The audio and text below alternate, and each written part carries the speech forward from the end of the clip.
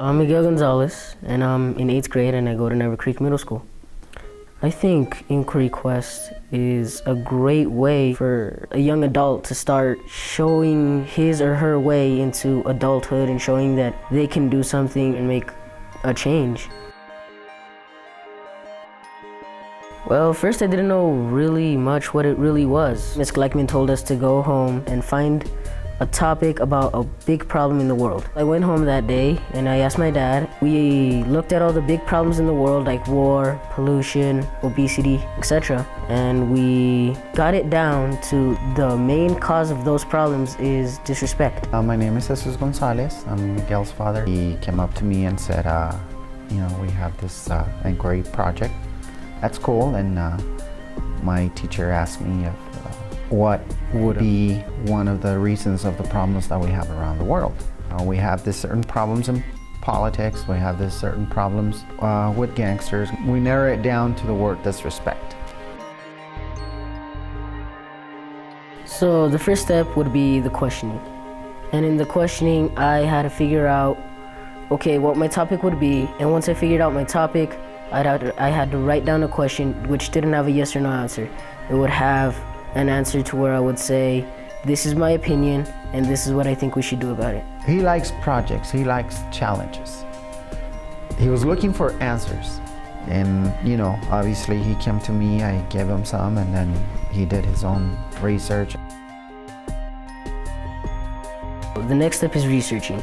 And what I had to do in the researching phase was I had to go online or look in a book, and I had to find my topic on a website or in a book. She would give us a rad cab and a note catcher. And a rad cab, all it really is that if you find a resource that you really like or you think it's going to help you, you'd have to fill it out, write down the name, figure out, okay, does it have this, does it have that, is it going to support my ideas? And then if that passes through the rad cab checklist, then we'd go to our note catcher and write down notes that would be useful to us.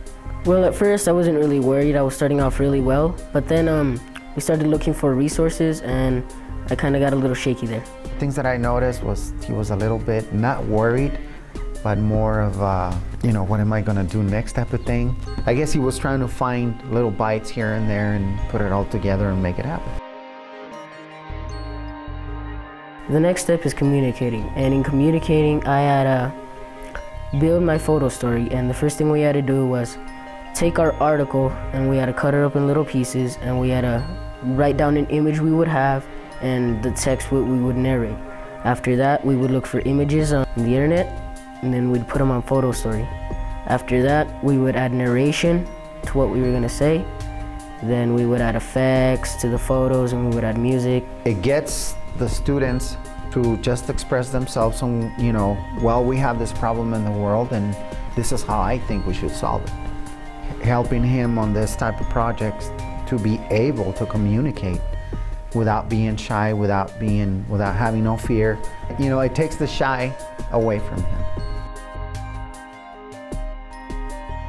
So last step is presenting. And what I had to do, I had to go up in front of my peers, judges, and the teacher, and I had to state my name, state my topic, and state what it was about.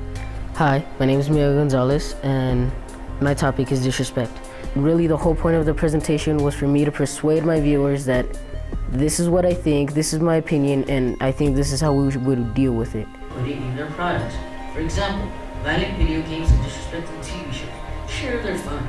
Then after, I would have to go back up and ask if there was any questions left. How this topic that you chose relates to your daily life at Niver Creek. I feel that if we can really solve disrespect, that we could really stop anything. We could even make world peace. And that's my video, and thanks for coming.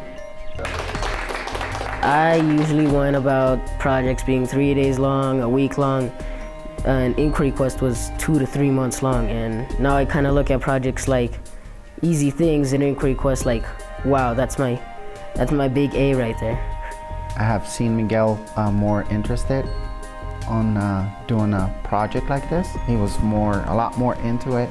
I think it'll help me in the future because I will understand things a little more. I will look at projects in high school kind of the same thing as Inquiry Quest. I will look at them as it's this long and it's this big part of my grade and I have to do this. And I guess I'll also look at it as a change for the future as an adult, so I could really go out there and make a change for the world.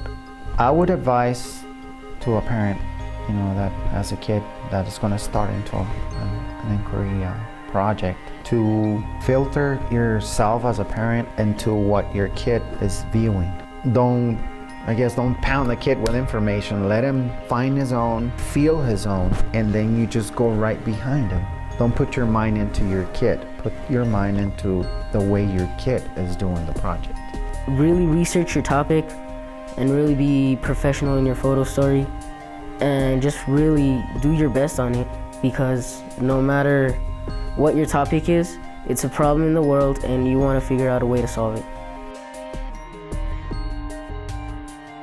There are a lot of big problems in the world, and I hope that there are really big answers to it that could really help us. What I learned from myself is that I actually want to go out there and make a change. Inquiry Quest is life-changing.